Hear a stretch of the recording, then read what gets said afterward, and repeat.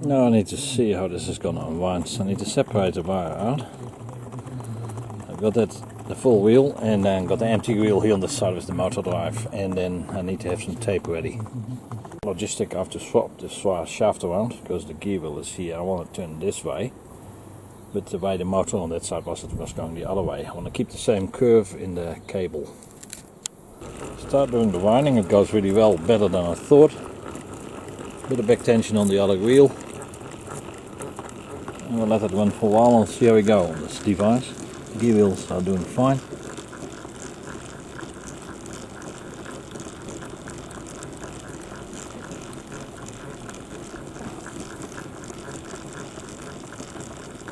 Doing a bit, she stopped and quickly pushed this out of mesh. A lot easier than hand wind all this stuff.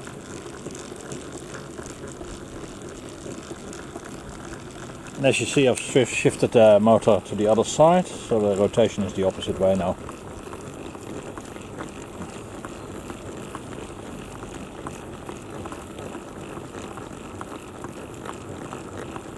Right. Going fine. Still.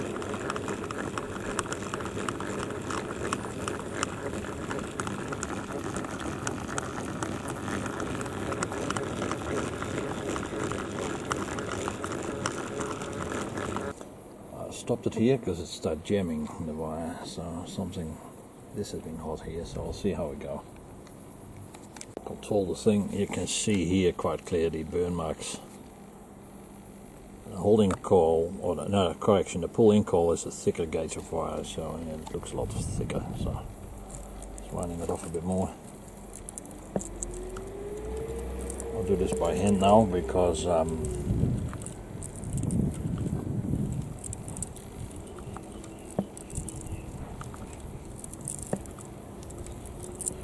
need control. Cut the brown wire off, and this is the way they're connected here. I'll just document this for myself. That's the end of the, so that's the hold coil, and in the end that will be the pull-in coil. So these wires are jointed together here. For now, project is on hold. I need some American wire gauge 23. I've just done a test on this wire. That's 23. I haven't got that in stock. The other one is AWG 28, but I've got some of that. I'm not worried about that. That was a 26 and a 25, so I need to get some wire from somewhere. So I had to make the counter frame. It's not fully dried up yet, but I'm going to prepare this stuff anyway. So this is the pull-in coil. This is a thicker wire which had burnt out, of course. So I'm going to put it on the spindle. And I'm gonna line up the counter with it, because I need to know how many turns this is, because I got almost the same gauge. I need 23, but this is 22, it's a bit thicker, so I'll probably put a few more turns on. There is enough space on this particular device, so we'll see how that goes. I may fast forward some of the pieces out of this thing, but yeah, we'll just get this out of the way.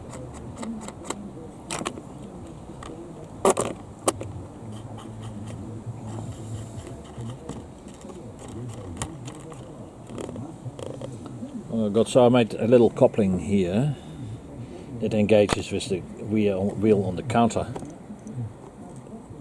and yeah, and that's a counter from an old gas meter, so that should hopefully give me some readings.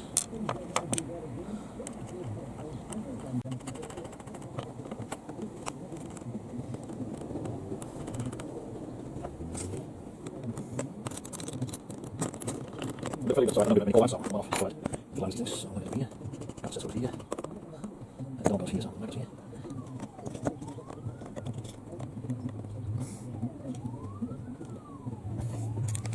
And that's the coupling, and that turns.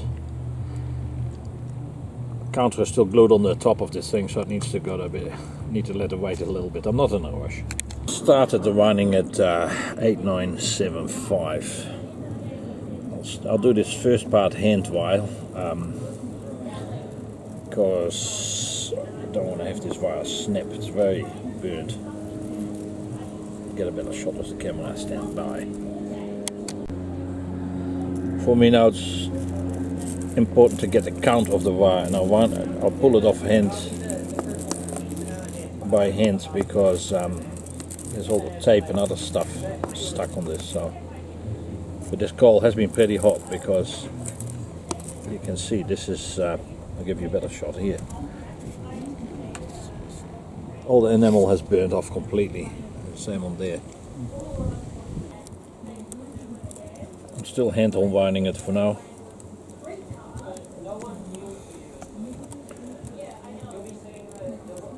Look at that coil, it looks pretty bad. Counter is recording.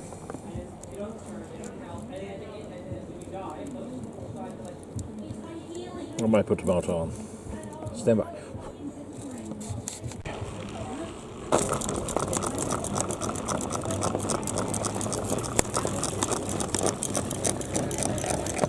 This works pretty good. It's not perfect, but it does the job. Camera down. Oh, hang on.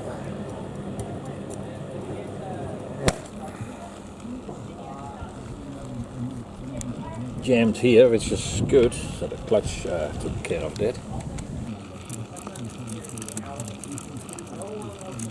Need to hand wind it here because it's pretty stuck. Oh, these wires are well and truly melted. Yeah, okay. De-energize device. I'll do a bit more hand winding here. Interesting that the coil has been really hot in the middle, not on the outside. That's pretty cooked. Well, maybe I'll turn the motor back on and start running electrically again. Stand by. Energize device.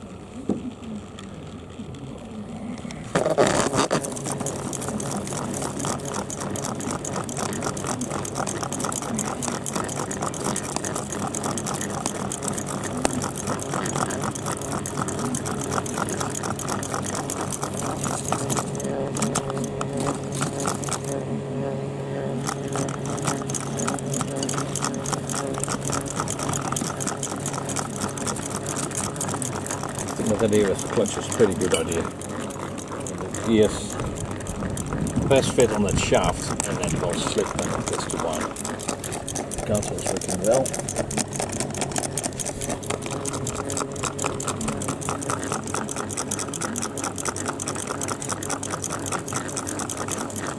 Turns.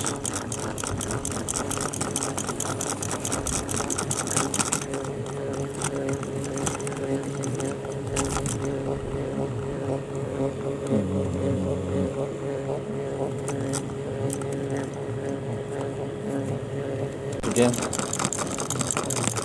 on the last coil.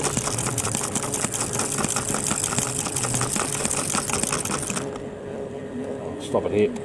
That needs to be tightly wound, and then we got that here.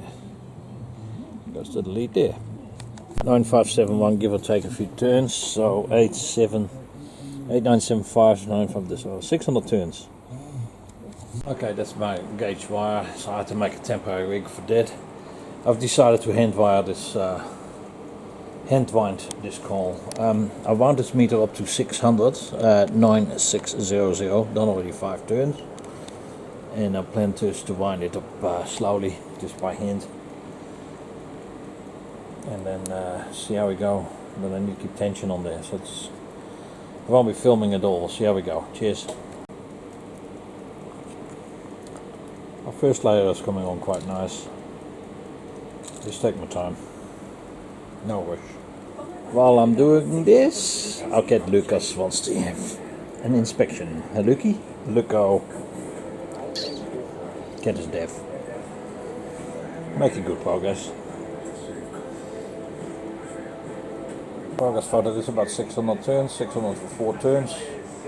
Wrap the layer and then I have to rewind all that stuff back on. That's the outer coil. Coil wrapped up and sealed. I started at 78700. I'm just working now on the holding coil, thinner gauge wire. That's AWG28. Luckily I had a roll of that, so I'll set this up. Done about 120 turns by hand, and I'm going to start the motor up and Start winding. Energize device.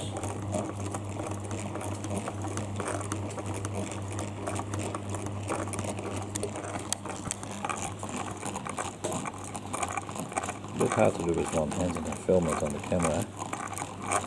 It is working alright. What I will do to protect these coils, because they're rough wound, fabric darts on them. Protect the EMP. Coil line goes alright. Bit rough, but it does the job.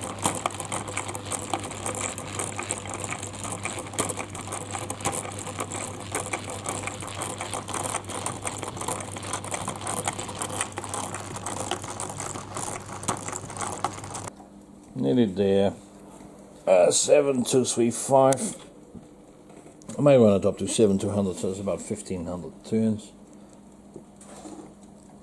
I'll do that by hand the last bit, because on the lead out wire I want to get out on this side as well. This is the coil done.